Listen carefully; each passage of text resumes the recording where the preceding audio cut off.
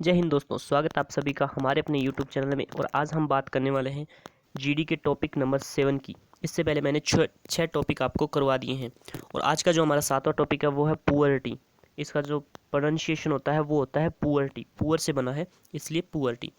तो इसी की हम आज बात करने वाले हैं। ये टॉपिक काफ़ी बार पूछा गया है और लगभग हर ASC पर ये टॉपिक पूछा जाता है। तो जीडी में जो टॉपिक है वही रिपीट होते रहते हैं और वही बार बार पूछे जाते हैं। तो सबसे पहले अगर आपको जीडी के टॉपिक करने हैं तो जो पूछे गए टॉपिक हैं उनको कवर कर लीजिएगा, उसके बाद नए टॉपिक स्टार्ट करेंगे। तो हम इसका जो पूरा का पूरा ब्रीफ है वो स्टार्ट करने वाले हैं। तो चलिए स्टार्ट करते हैं इंट्रोडक्शन से। सबसे पहले इंट्रोडक्शन कि पुअर्टी होता क्या है। First of all we have to understand what is poverty. Introduction में कर रहे हैं ये आपको सबसे पहले खुद का इंट्रोडक्शन बोलना है, उसके बाद ये स्टार्ट कर देना है। और एक चीज़ और याद रखना, खुद के इंट्रो और टॉपिक इंट्रो के बीच में आपको थैंक यू वर्ड नहीं बोलना है, आपको एक साथ लास्ट में थैंक यू बोलना है। First of all what is poverty. Poverty क्या है? तो पुअर्टी इज़ ए कंडीशन, एक स्थिति है in which a person find himself unable to maintain living standard adequate for his physical and mental efficiency.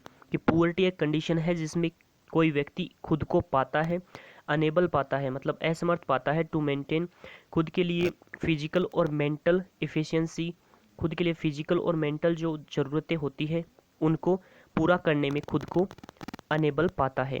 He even fails to meet his basic requirements, और वह खुद की बेसिक रिक्वायरमेंट्स को पूरा करने में भी विफल होता है, फेल होता है। तो इसे ही हम बोलते हैं पुअर्टी।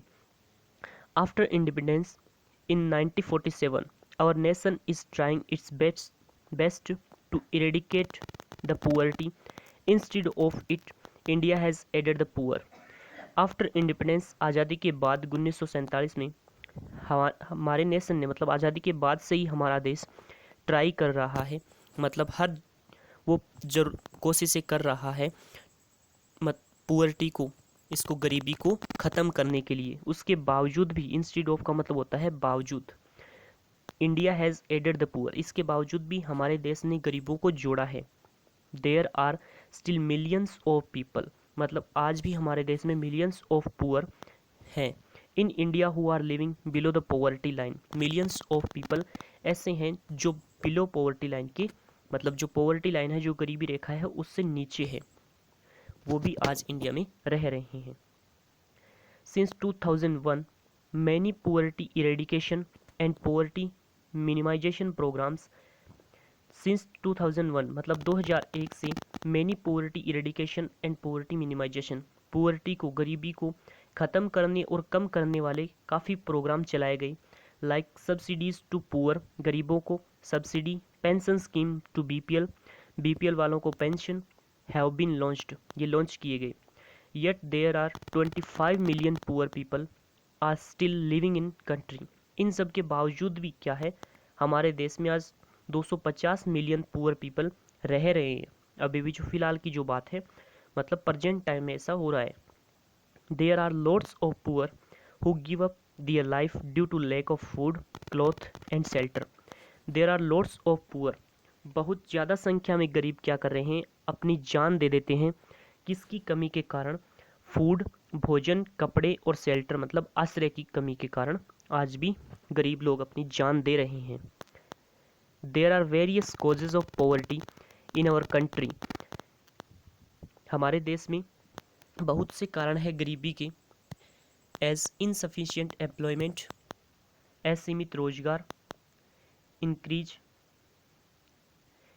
पॉपुलेशन, बढ़ती हुई जनसंख्या, डिग्रेडेड टेक्नोलॉजी, टेक्नोलॉजी की कमी, कॉन्वेंशियल एग्रीकल्चर, यहाँ पर फार्मिंग होगा, फार्मिंग नहीं होगा, ओ की जगह ए आएगा, फार्मिंग, पुराने तरीके से जो परंपरागत तरीके से जो खेती चलती आ रही है वो। Corruption and higher illiteracy rate, corruption, भ्रष्टाचार, एंड हायर इलिटरेसी, बढ़ती हुई निरक्षरता दर। तो इसी पे हम बात करने वाले हैं। To eradicate poverty our government launched various schemes, गरीबी को ख़त्म करने के लिए हमारी गवर्नमेंट ने काफ़ी स्कीम्स लॉन्च की है। लाइक मनरेगा, जो नरेगा के नाम से आप सभी जानते होंगे, गांव में उसको बोलते हैं MNREGA. National rural livelihood mission food security bill, प्रधानमंत्री कौशल विकास योजना, फॉर्म लोन वेवर, यहाँ पे कोमा नहीं है, farm loan waiver schemes, waiver मतलब होता है छूट, तो फॉर्म लोन में उनको छूट दी जाती है। काफ़ी स्कीम्स इस टाइप की चलाई गई हैं। ये कुछ स्कीम्स है, ये आपको याद कर लेनी है। तो अभी चलते हैं हम कोजेज़ पे कि गरीबी के क्या कारण हैं, मतलब ऐसे अपने को कारण बताने हैं जिसके कारण गरीबी बढ़ती जा रही है। तो सबसे पहला है कॉन्वेंशियल एग्रीकल्चर फार्मिंग, ये फार्मिंग होगा यहाँ पे, फार्मिंग यहाँ पे सही है, ठीक है। कॉन्वेंशियल एग्रीकल्चर फार्मिंग, परंपरागत तरीके से खेती, पुराने तरीके से, हम नई टेक्नोलॉजी खेती में काम में नहीं ले रहे।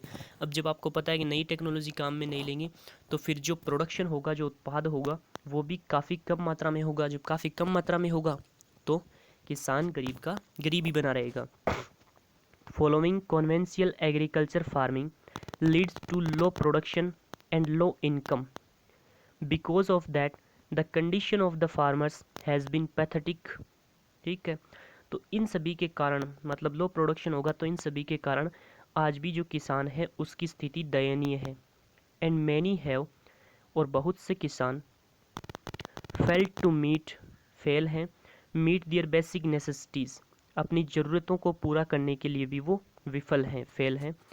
एंड बिकम बैंकरप्ट, और वो क्या हो जाते हैं, बैंकरप्ट, दिवालिया हो जाते हैं। And many are committing suicide, और बहुत से सुसाइड कर लेते हैं। नेचुरल कैलेमिटीज़, कैलेमिटीज़ मतलब होता है आपदा, तो प्राकृतिक आपदा also affect adversely on their production, और प्राकृतिक आपदाएं भी उनकी जो प्रोडक्शन है, उत्पाद है, उन पर बहुत बुरा प्रभाव डालती है। नेक्स्ट पॉइंट है करप्शन।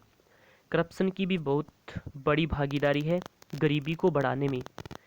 कैसे है देखिए, since independence the farmers are just vote bank for the political parties, आज़ादी के टाइम से ही जो किसान है वो केवल वोट बैंक माने जाते हैं पॉलिटिकल पार्टीज़ के लिए। Many schemes are launched for the poor, many schemes मतलब बहुत सी स्कीमें चालू की गई गरीबों के लिए, बट ड्यू टू करप्शन, भ्रष्टाचार के कारण, some influential people get advantage of them, जो धनी लोग हैं, जो समृद्ध लोग हैं, केवल वो ही उन स्कीम्स का एडवांटेज फ़ायदा ले रहे हैं। जिनके लिए वो स्कीमें चालू की गई उनको फ़ायदा ना मिलकर जो अमीर लोग हैं, जो धनी लोग हैं, उनको उन स्कीमों का फ़ायदा मिल रहा है। And poor remain deprived of them, और जो पुअर हैं वो वंचित रह जाते हैं। For example, if a poor needs a loan, अगर किसी गरीब को लोन चाहिए तो ही हैज़ टू गिव हसमनी, हसमनी मतलब होगा वो रिश्वत। हसमनी की स्पेलिंग शायद थोड़ी गलत हो सकती है, सही भी हो सकती है। यहाँ पे मेरे को लग रहा है एस के बाद एच आएगा या नहीं आएगा, ये आप देख लेना। Give his money to the bank manager, अगर किसी गरीब को लोन भी पास करवाना है, लोन चाहिए, तो उसको लोन पास करवाने के लिए बैंक मैनेजर को हसमनी मतलब रिश्वत देनी पड़ती है टू पास द लोन।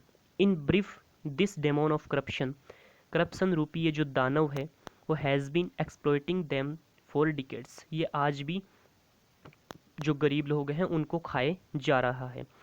तो ये हो गया करप्शन का, क्योंकि जब किसी को लोन चाहिए तो उसके लिए भी क्या करना पड़ रहा है, बैंक मैनेजर को रिश्वत देनी पड़ रही है। नेक्स्ट पॉइंट है ई लिटरेसी। ई लिटरेसी का तो बहुत बड़ा योगदान है गरीबी को बढ़ाने में।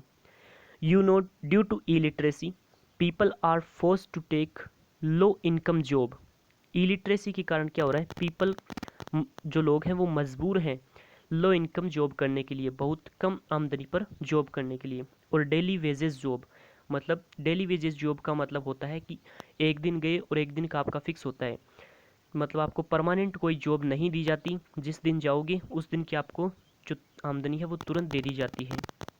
Daily wages jobs, and they don't get enough money to meet their basic needs, और ये लोग, इनको कोई एनफ मनी, अतिरिक्त मनी नहीं मिलती to meet their basic needs, अपनी बेसिक ज़रूरतों को पूरा करने के लिए। इट ऑल्सो लीड, अब यहाँ पर इट किसके लिए है, ई लिटरेसी के लिए है कि ई लिटरेसी ऑल्सो लीड, ये लीड करती है the child labour, starvation and mail nutrition, child labour जो बाल मजदूरी होती है, स्टारवेशन भूखमरी, मेल न्यूट्रिशन होता है वो कुपोषण, तो ये इन सभी चीज़ों को भी बढ़ाती है ई लिटरेसी, ठीक है। चौथा है the low national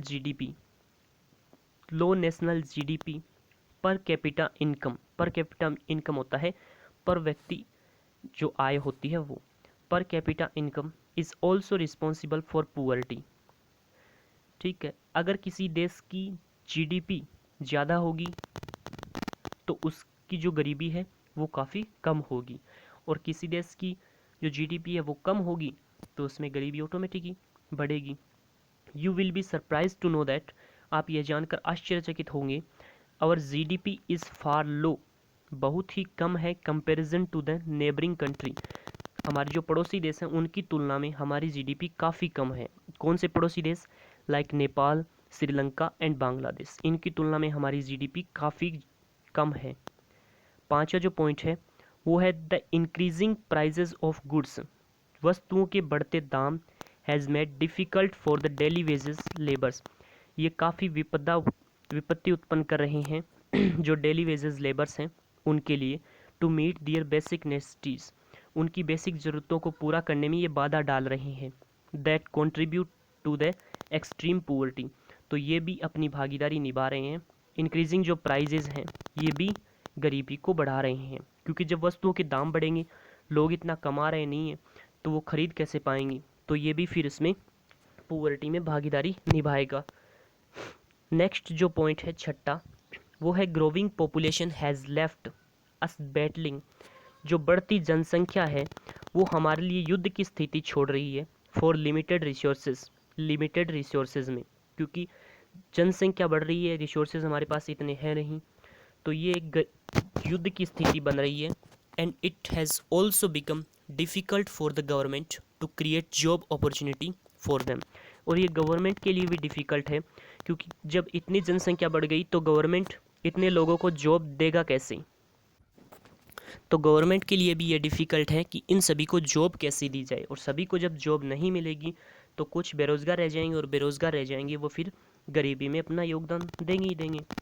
Avon more this explosion in population lead to, जो पॉपुलेशन में एक्सप्लोजन है, विस्फोट है, जनसंख्या विस्फोट, लीड टू, ये लीड करता है कि इसको इनसैनिटी, पागलपन, क्राइम को, करप्शन को, and failure of government policies, और गवर्नमेंट की पॉलिसीज़ को विफल बनाने में भी योगदान देता है।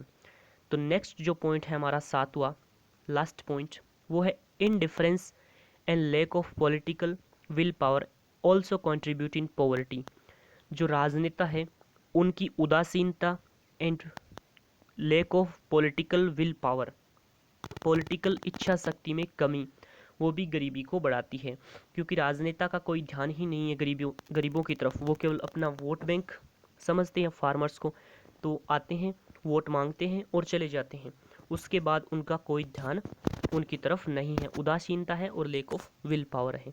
तो ये थे आज के हमारे 7 पॉइंट, इसका आप कंक्लूजन खुद ही बना लेना। बनाने को तो मैं बना सकता था, लेकिन अगर मैं पूरा का पूरा बना दूंगा तो फिर आप क्या करोगे, आप केवल रट्टा मारोगे, तो इसका कंक्लूजन आपको खुद बनाना है। कंक्लूजन में कुछ ज़्यादा नहीं करना, बस आप सीधा कर सकते हो। सबसे पहले तो वो लिख देना थ्रू दिस नैरेटिव डिस्कशन वाला, और उसके बाद ये पॉवर्टी की आप डेफिनेशन फिर से उसमें ऐड कर सकते हो।